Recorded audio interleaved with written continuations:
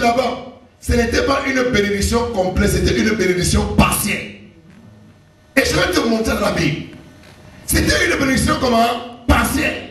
Pourquoi elle était partielle? Parce que Jacob avait un problème. Et c'est ce problème que je veux que toi et moi nous traitions à cette nuit de prière. Jacob avait un problème. Jacob était devenu un fugitif. Pourquoi Jacob, qui avait reçu la bénédiction abrahamique, qui a reçu l'autorité spirituelle, qui a reçu la sécurité éternelle de Dieu, était toujours en train de fuir? Parce que Jacob avait un problème à l'intérieur de lui. Jacob n'avait pas la paix. Jacob avait l'or et l'argent, mais Jacob n'avait pas la paix. Pourquoi Jacob n'avait pas la paix? Jacob n'avait pas la paix parce que Esau avait juré de le tuer. Et il y a plusieurs personnes qui sont ici en Europe et qui ont peur de mourir parce qu'ils savent qu'il y a des hôtels qui parlent contre eux en Afrique. Il y a des gens qui sont ici en Europe, chaque fois quand ils ont une nouvelle en Afrique, ils commencent à avoir peur parce que Esau a des menaces contre eux. Il y a des gens qui sont ici, ta famille n'est pas ici, tu veux que ton frère, ta sœur vienne ici là, il ne peut même pas venir et tu as de l'amertume dans ton cœur parce que Esau n'a pas encore été traité. Aussi longtemps que Esau n'est pas traité, tu ne peux pas voir la gloire de Dieu paraître clairement dans ta vie. Et si nous sommes à cette veillée de prière, c'est parce que nous sommes là pour Dieu, le Esau qui te menace. Qui personne disait Esau doit mourir? Je t'attends pas. Qui personne disait Esau doit mourir? Qui personne disait Esau doit mourir? L'épée de Dieu va sortir aujourd'hui contre Esau au nom de Jésus. Esau doit mourir. Maintenant regardez. La Bible fait comprendre que voici Jacob, il est en train de rentrer de chez Laban avec ses enfants, avec sa femme, avec ses femmes, avec les bœufs, les brebis et tout ce que Dieu a donné. Et pendant qu'il est en train de rentrer dans son pays à Canaan, les gens de lui disent, Esau est en train de venir contre toi. Avec combien de personnes? Avec 100 personnes. Esau est en train de venir contre toi. C'était même plus. La Bible dit que Jacob a commencé à trembler. Il a divisé son camp. Il a envoyé des serviteurs devant Esau pour dire, allez, dites à mon Seigneur, voici. Il a reparti les gens en groupe pour aller à la rencontre d'Esau. Maintenant, dans le livre de Genèse 32, le verset 24, la Bible me dit, Jacob resta seul. Pour que Dieu entre et agisse dans ta vie, il faudrait que tu apprennes à être seul avec Dieu. Est-ce que quelqu'un peut dire Amen à la maison?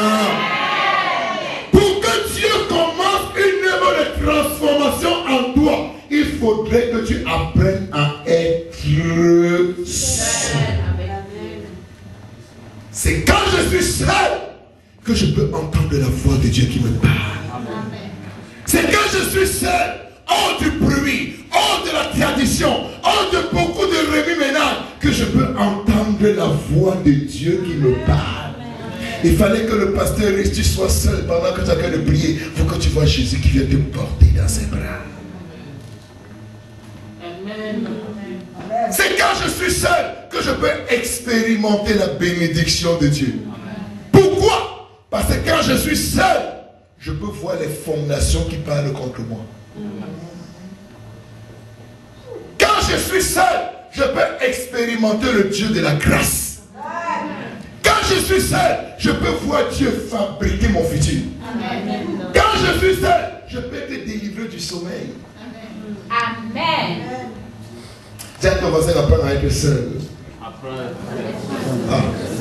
Dis à ton voisin d'apprendre à être seul. Apprends dans ta vie à être comment? Seul. Jacob demeura seul. Jacob est resté seul. Et quand Jacob est resté seul, la Bible me dit, l'ange de Dieu est venu combattre avec Jacob. Maintenant, voici un homme. L'ange vient le bénir, mais il lutte. Oui. Yes. L'ange est venu pour le bénir. Le Saint-Esprit est venu pour le bénir, mais il lutte. Pourquoi est-ce que Jacob pouvait lutter avec l'ange? Jacob avait peur. Il croyait que c'est Esau qui est venu.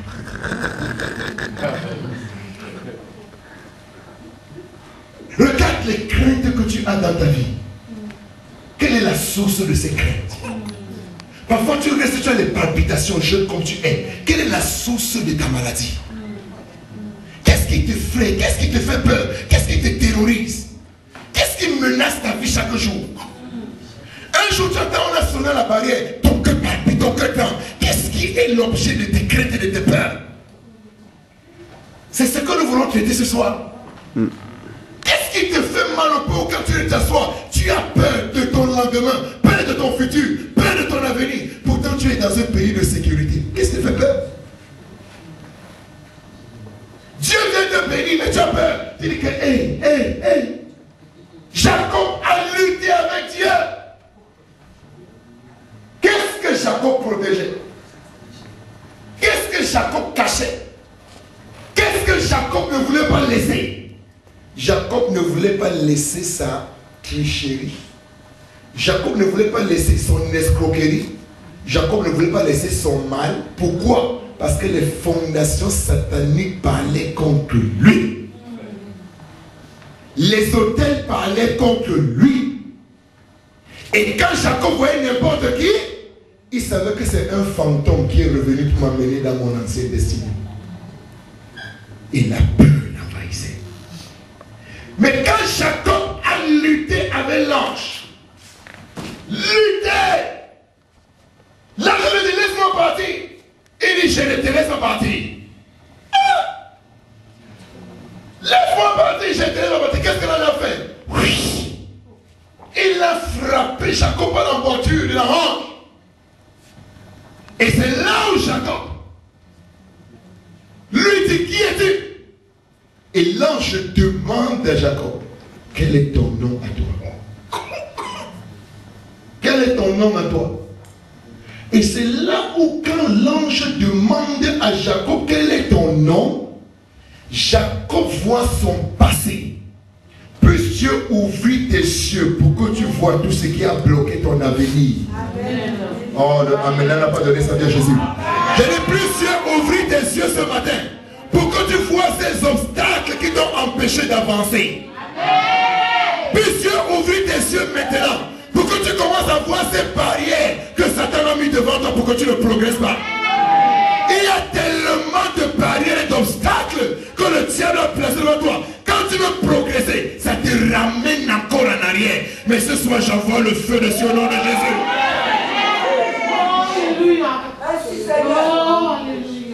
Que l'Esprit de Dieu commence à porter la délivrance dans la vie de quelqu'un maintenant. Que le Saint-Esprit descende et commence à briser les hôtels sataniques et diaboliques qui parlent contre toi, même ici en Europe. Je vais te dire quelque chose, mon frère et ma soeur. Il faut que tu comprennes ça bien. Prends une personne qui a été maudite, amenez-le aux États-Unis, la malédiction est là. Parce que la malédiction est active, elle n'est pas passive. Elle est agissante. Mais quand l'Esprit de Dieu est là, il change la malédiction en bénédiction. Alléluia! Est-ce que quelqu'un peut acclamer pour le Seigneur ce matin? Quand l'Esprit de Dieu descend, quand l'Esprit de Dieu vient, quand l'Esprit de Dieu se manifeste, il change la malédiction en bénédiction. C'est la raison pour laquelle Dieu demande à Jacob, quel est ton nom? Il dit, mon nom c'est Jacob. Depuis près de 30 ans, pour la première fois, Jacob a reconnu sa vraie nature. La bénédiction de Dieu commence quand je reconnais mes incapacités. Amen. Dieu commence à agir dans ma vie quand je reconnais mes incapacités. Quand je reconnais mes faiblesses, quand je reconnais mes limites, c'est là où l'Esprit de Dieu commence à agir dans ma vie. Est-ce qu'un chrétien peut dire Amen à pasteur? Et ce soir ou ce matin, je vois l'Esprit de Dieu qui va commencer à couper les chaînes dans la vie des gens. Amen. Quel est ton nom? Mon nom c'est Jacob. Mon nom c'est escroc. Et la Bible me dit, Dieu lui dit, tu ne t'appelleras plus Jacob. Yes. Mais ton nom à partir de maintenant sera appelé Israël. Je suis venu prophétiser sur quelqu'un. Il y aura changement de statut. J'ai dit qu'il y aura changement de statut. J'ai dit qu'il y aura changement de statut. J'ai dit qu'il y aura changement de statut. Est-ce que quelqu'un peut dire amen à la maison? J'ai dit qu'il y aura changement de statut. J'ai demandé changement de statut. J'ai demandé changement de statut. Pasteur, il paraît que tu es un peu plus fatigué.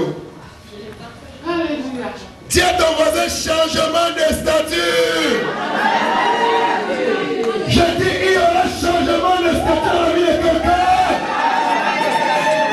Si tu commenceras à dire amen, il y aura changement de statut.